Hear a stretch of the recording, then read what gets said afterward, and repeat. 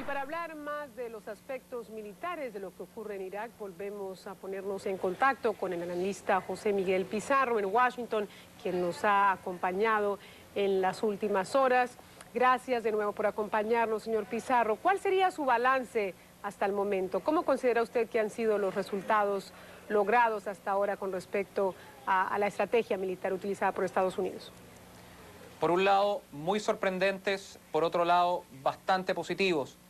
Si bien es cierto, se esperaba una resistencia más bien simbólica por parte de las tropas del ejército regular iraquí, no se esperaba que las unidades que defendían el sur de Irak no dieran una batalla más coordinada, más compleja, más organizada. Las unidades norteamericanas, tanto de la tercera división blindada como de la primera brigada de infantería marina o la primera fuerza expedicionaria de infantería de marina, han avanzado ya más de 90 kilómetros dentro del territorio iraquí, sin haber encontrado resistencia, y valga la redundancia, organizada por parte de unidades blindadas, artillería, cohetes, sino que más bien han ido negociando, enviando fuerzas especiales en helicópteros, en jeeps, se han acercado a las unidades de infantería, de artillería, de tanques iraquíes, del ejército regular, y han básicamente negociado el paso de unidades norteamericanas alrededor de estos puntos fuertes iraquíes. Veíamos hace poco cómo se sentía el sonido de las sirenas en Bagdad. Aparentemente, según la televisión, la cadena de televisión Al Jazeera, se escucharon 3 nuevas explosiones en la capital. ¿Se puede esperar más ataques aéreos a plena luz del día en las próximas horas? No se puede descartar la posibilidad de ataques aéreos diurnos. Sin embargo, el ejército norteamericano, la Fuerza Aérea, la aviación naval y la aviación de la infantería de marina tiene todas las razones y todas las motivaciones del mundo para hacer uso máximo de su ventaja tecnológica de atacar durante la noche. No es esperable el tratar de acelerar, el tratar de poner en riesgo más plataformas aéreas o pilotos sobre los cielos de Bagdad o sobre los cielos de Tikrit. No obedece a un apuro, a una urgencia inmediata.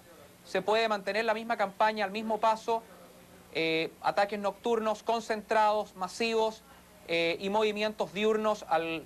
Los Estados Unidos dominar el aire en estos minutos le permite básicamente transportar a alta velocidad sus unidades blindadas y su infantería mecanizada lo más pronto posible cerca de las puertas de Bagdad. ¿Cuál será la etapa más difícil de esta campaña? El asalto de existir, el asalto y toma de la capital. ¿Este asalto se va a hacer únicamente desde el sur? ¿Qué cree usted? Muy buena pregunta. Lo que se va a tratar de hacer, y por eso es que se está tratando de dar el máximo de tiempo y espacio al elemento terrestre, que es el que estaría más atrás de los objetivos, para que estos lleguen en los próximos 2 o 3 días a los alrededores de Bagdad.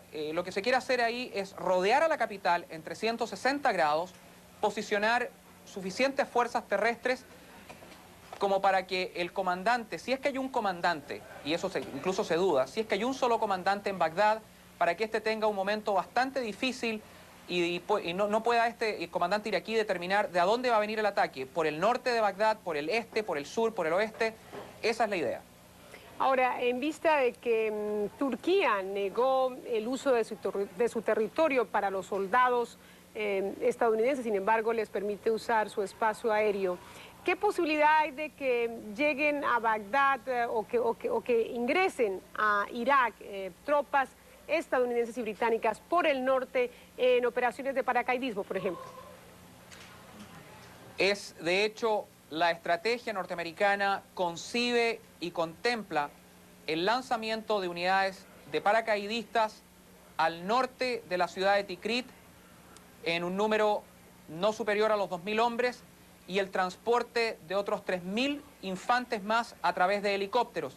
Lo que se quiere hacer es efectivamente formar una barrera militar o humana o de material entre las tropas y las fuerzas turcas que avanzan ya desde el norte, que ya cruzaron hace varias horas el territorio turco dentro de la República iraquí y que avanzan con tanques Leopard, unidades blindadas, vehículos blindados M113 con infantería protegida por vehículos blindados, con helicópteros Black Hawk de transporte.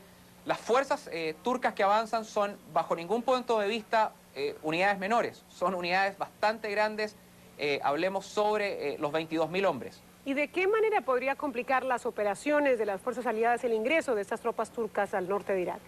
Hay un problema político, hay un problema étnico, hay un riesgo bastante grande, hay una percepción del gobierno de Turquía en el sentido de que una invasión norteamericana va a desestabilizar el norte de Irak, el cual es compartido en estos minutos por minorías étnicas kurdas y por minorías étnicas de origen turco.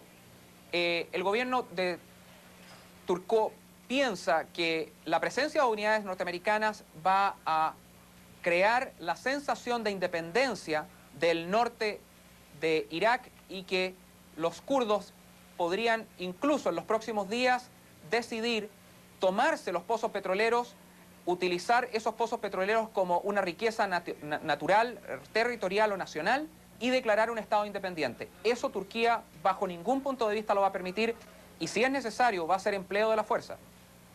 ¿Cuáles, para ponernos en perspectiva, señor Pizarro, los antecedentes entre esta parte de Irak y su relación con Turquía? ¿Cuál es el problema allí, especialmente entre Turquía y esta minoría de origen turco que reside en el norte de Irak?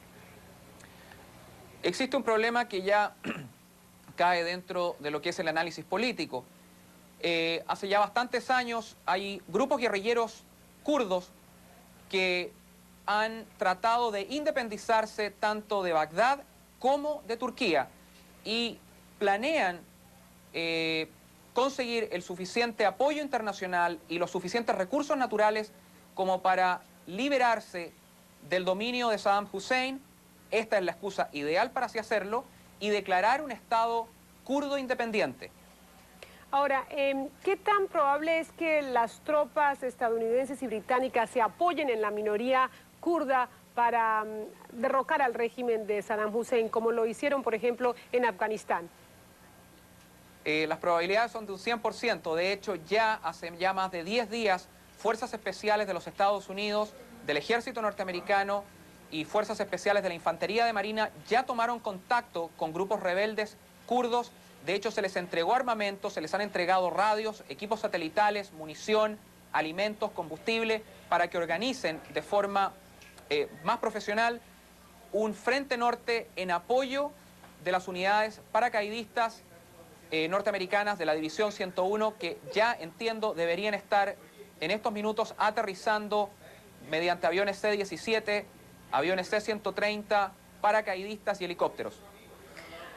Informamos durante todo el día la rendición de una importante división de cerca de 8.000 o 10.000 soldados iraquíes frente a las tropas estadounidenses.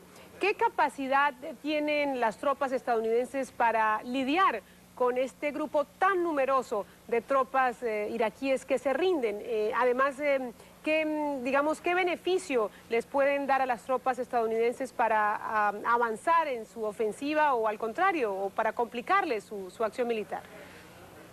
La llegada masiva de prisioneros iraquíes sin duda alguna dificulta el avance de las unidades blindadas y de las unidades mecanizadas, las cuales no están equipadas en este minuto ni cuentan con el personal ni con la logística para encargarse de 8.000 prisioneros de guerra.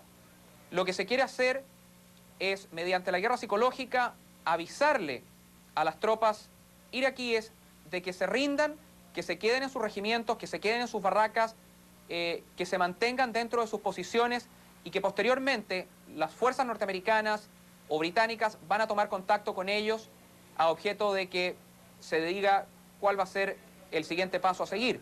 Pero en este minuto no se quiere, y eso es un muy buen punto. El ejército norteamericano no quiere disminuir la velocidad de su avance con el objeto de tener un problema, tratar de sacarse ese problema logístico de entre manos. O sea, no hay campamentos donde alojarlos o prisiones improvisadas donde mantenerlos mientras avanza la incursión terrestre. En este minuto, no. ¿Y es posible desarmarlos y dejarlos ir? ¿Esa es una posibilidad ante una situación similar? De hecho, eso es lo que se está haciendo en este minuto.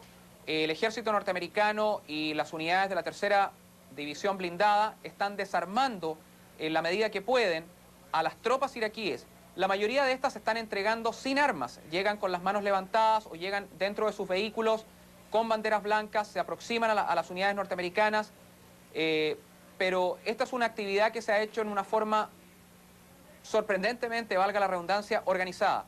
Los norteamericanos ya han tomado contacto durante la noche con los comandantes de estas unidades iraquíes y han negociado en forma bastante profesional, bastante organizada, la rendición de sus unidades a nivel bloque, a nivel conjunto, a nivel orgánico.